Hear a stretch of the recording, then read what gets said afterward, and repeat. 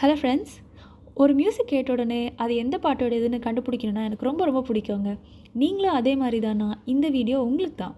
வரப்போகிற இசை எந்த பாட்டோடதுன்னு கண்டுபிடிச்சி எனக்கு கமெண்ட் பண்ணுங்க பார்ப்போம்.